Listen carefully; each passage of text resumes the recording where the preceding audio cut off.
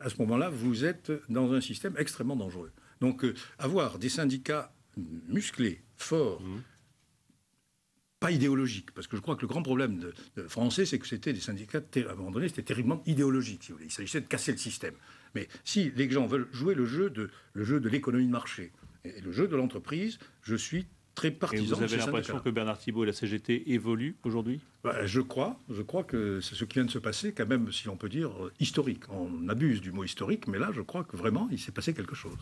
Alors, sur les réformes, puisqu'on a beaucoup parlé réformes, mais on attend beaucoup des réformes. Et il semblerait que, quelquefois, ces réformes, et ces 55 réformes mises en branle par Nicolas Sarkozy, donnent le tournis aux Français. Vous avez écrit Le courage de réformer chez Odile Jacob, je crois que c'était en 2002, ou dans ces eaux-là. Oui, ça va être à peu près. Bon, est-ce qu'il faut beaucoup de courage pour le faire ? Est-ce que Nicolas Sarkozy en a assez ? Il faut beaucoup de courage. Pourquoi ? Parce que quand vous faites des réformes, vous vous heurtez à des intérêts particuliers.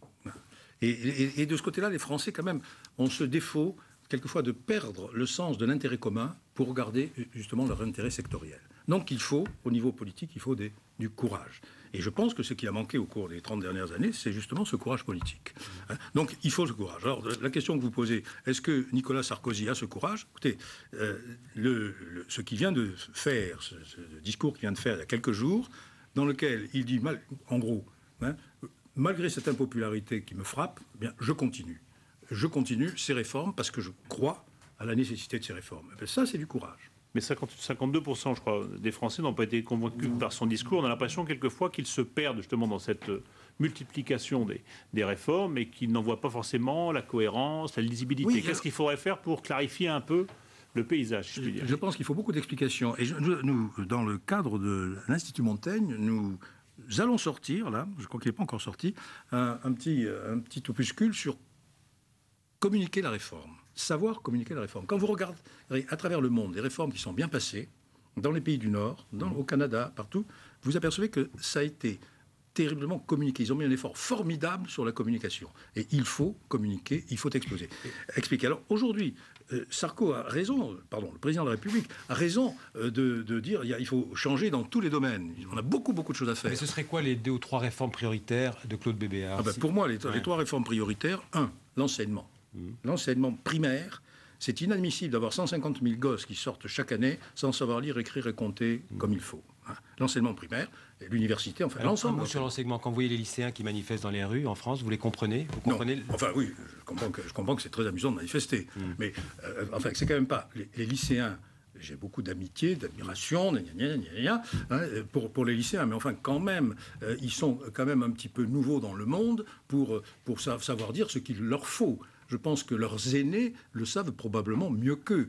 Et alors quand j'entends des lycéens parler avec beaucoup de sécurité sur les nombres de professeurs dont ils ont besoin, etc., j'ai envie de leur dire, écoutez, à chacun son métier. Est-ce que vous diriez à vos enfants ou à vos petits-enfants, s'ils avaient ce discours-là, vous auriez un discours aussi tranché Oui, ça sans aucun problème. Oui. Ah oui. Oui, sans aucun problème. Est-ce que vous diriez, comme Nicolas Sarkozy, qu'ils sont inquiets, que c'est normal, la jeunesse est inquiète ? Je trouve ça triste que la jeunesse soit inquiète. Ah. Parce que la période... Enfin, écoutez, voilà une génération... Moi, ma génération, c'est une génération... Nous étions... Il y avait la guerre d'Algérie. Il y avait des vrais problèmes. Il y avait la puissance de la Russie en face de nous, le risque de devenir communiste, etc. Il y avait des vrais problèmes sur la table. Bon, aujourd'hui, ils sont... Voilà une génération à qui il faudrait le dire peut-être beaucoup plus. C'est une génération qui, justement, va vivre une décrue du chômage. C'est-à-dire, c'est une génération qui va connaître le plein emploi. Donc je trouve que c'est... Et qu'il n'y a pas de menace de guerre sur leur territoire. Je trouve que c'est quand même une génération qui a beaucoup de chance. Votre discours, excusez-moi, mais votre discours, est-ce qu'il peut être entendu par les jeunes ? On a un peu l'impression d'entendre ma mère qui me disait, mais enfin, à l'époque de la guerre, on n'avait pas à manger, etc. Tu ne devrais faire attention. Mais votre mère, elle avait raison, parce que votre génération a été drôlement mieux traitée que la génération de votre mère. Aujourd'hui, dire... Attendez... Mais le problème, justement, c'est que les gens ont l'impression que la génération à venir va être moins bien traitée. Mais c'est ça qui me choque. C'est que quand vous êtes dans une période de régression du chômage, quand vous êtes dans une période d'augmentation de l'économie mondiale aux alentours de 4-5%, l'avenir est quand même plutôt rose. Alors que... qu'ils soient inquiets comme... Pourquoi ils la voient en noir? Pourquoi ils la voient en noir, l'avenir? Parce qu'on leur répète sans arrêt. Écoutez les jours, écoutez la télévision, lisez vos journaux, etc. Arrêtons de ne parler que des problèmes qui vont pas. Vous avez aujourd'hui une espèce de morosité que vous ne trouvez pas, par exemple, que vous ne trouvez pas aux États-Unis. On a un pessimisme a priori. Alors, en France. Vendre la réforme. Vous dites première chose, et réforme à faire. La première, c'est l'éducation. Vendre la réforme et bien expliquer justement aux jeunes qu'ils sont dans une situation où ils vont avoir moins de chômage. Où nous avons aujourd'hui, par exemple, il y a quand même un truc dont on peut discuter. Nous avons 2 millions et quelques, plus de 2 millions de chômeurs, ça diminue ce nombre, mais nous avons plus de 500 000 emplois qui ne sont pas pourvus. Il faut quand même se poser la question, pourquoi c'est comme ça? Donc là aussi, c'est une question qu'il faut discuter avec les jeunes. Temps qu'après, ils vont être plombés par les retraites comme jamais et qu'ils vont devoir travailler comme des fous pour essayer d'assurer nos retraites et que personne n'assurera les leurs. Enfin, grosso modo, c'est un petit peu ce qu'ils se disent. Une autre question, les emplois qu'on leur propose, éventuellement, c'est plutôt des emplois peu qualifiés ou très précaires, donc c'est pas de nature à leur remonter le moral. Oui, alors attendez. Regardez les offres d'emploi. Allez demander à Capgemini, Sogeti, par exemple. C'est pas des emplois, des emplois non qualifiés, c'est des emplois très qualifiés. Ils en manquent. On vous dit qu'aujourd'hui, par exemple, en France, on commence à manquer d'informaticiens. D'ingénieurs. On manque d'ingénieurs. Donc il y a des manques dans tous les domaines. Où est le problème alors? C'est l'éducation, l'enseignement. Donc il y a d'abord le problème de l'enseignement, parce que vous avez demandé, on était parti sur les trois réformes. L'enseignement primaire, ensuite et d'enseignement, je mets l'orientation aussi, l'orientation scolaire. La formation vers les métiers de demain. Et ceci est très très mal fait à l'heure actuelle. Le deuxième problème, la réforme de l'État. C'est évident, là aussi, les gens peuvent le comprendre très facilement. Chaque année, l'État dépense plus qu'il ne gagne. C'est-à-dire, il accroît sa dette.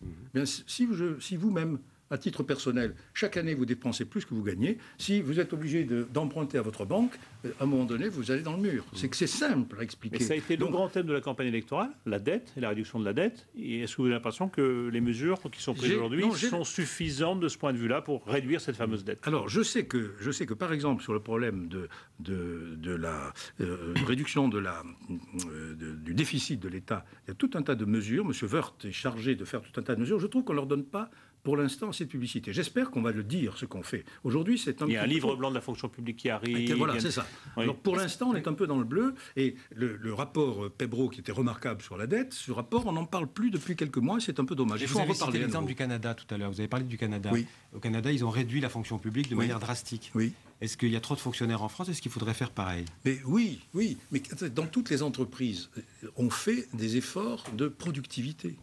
On organise les entreprises en fonction de l'évolution du temps. Il faut que l'État fasse exactement la même chose. Au Canada, alors l'exemple du Canada est exemplaire. Pourquoi? Parce que d'abord, ils ont fait une formation du public. C'était communiqué la réforme. Ils ont bien expliqué ce qu'il fallait faire. Et ensuite, les gens ont accepté ce qui a été fait. Et il y avait un homme qui était dans le gouvernement, qui était le responsable de cette réforme de l'État. Il avait priorité sur les autres ministres. Mais vous pensez que l'opinion est mûre aujourd'hui pour entendre ça? Ou est-ce qu'au contraire, il risque de se braquer face à cette menace sur les services publics? Non, j'ai le sentiment, je n'ai pas les sondages sous les yeux, mais j'ai le sentiment que la diminution du nombre de fonctionnaires est quelque chose d'admis en France. D'autant que ce qui est bien expliqué, c'est que l'économie qui est faite par cette diminution... C'est pour réduire la dette. C'est pour réduire la dette, mais qu'une partie de cette économie va à l'amélioration du sort des fonctionnaires qui restent. Et puis, d'autre part, c'est une adaptation, cette économie. On le dit bien, il s'agit quoi? Il s'agit non pas de virer des fonctionnaires, il s'agit de ne pas remplacer une partie de ceux qui partent à la retraite. Donc c'est quand même une évolution qui est faite avec douceur. Il ne s'agit pas d'un plan social. Sans toucher à la qualité du service. Sans toucher à la qualité du service. Le nombre n'a rien à voir avec la qualité. C'est ce que vous dites c'est ce que dit M. Darcos sur les professeurs, vous dites la même chose. Je dis à peu près la même chose. Il y a des cas dans lesquels il ne faut surtout pas toucher au nombre. Il y a même des endroits où il faut augmenter, certainement. Mais il y a beaucoup d'endroits où il faut diminuer. C'est quoi la troisième réforme? La troisième réforme pour affaires d'urgence. C'est la santé. Nous vivons de plus en plus vieux. Il est certain que les coûts pour maintenir les gens en bonne santé augmentent parce que la technologie est de plus en plus coûteuse. Il y a ce problème de la dépendance qui va nous tomber sur le coin de la figure. Donc la réforme de la santé est un must.